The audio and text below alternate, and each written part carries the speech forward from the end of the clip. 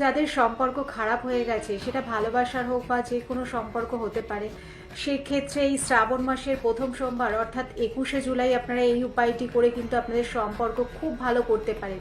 যাদের অনেকদিন ধরে রিলেশন ছিল, খুব ভালো একটা সম্পর্ক ছিল, হঠাৎ করে আপনারা সম্পর্ক খারাপ হয়ে গেছে, দুজন দুজনের সাথে কথা নেই বা দেখা হচ্ছে না, বা কেউ কারোর সাথে বা একজন যোগাযোগ রাখতে চাইছে আর একজন যোগাযোগ রাখতে চাইছে না, বা আপনার স্বামী স্ত্রীও হতে পারেন, তাদের মধ্যেও আপনাদের দুজনের মধ্যে সেই ভালোবাসাটা কমে গেছে বা সম্পর্ক খারাপ হয়ে গেছে, সেক্ষেত্রে আপনারা এই দিন শ্রাবণ মাসের প্রথম সোমবার অর্থাৎ 21শে জুলাই একটা বেলপাতা নিয়ে নেবেন। বেলপাতার মধ্যে মধু ভালো করে লাগাবেন, লাগিয়ে বেলপাতার যে দিকটা চকচকে দিক বা তেল তেলে টাইপের একটা দিক হয়, পাতার একটা দিক খসখসে হয়, একটা দিক তেল তেলে হয়, যেই দিকটা তেল তেলে দিক ওই দিকটা শিবলিঙ্গে অর্পণ করুন মধু মাখিয়ে।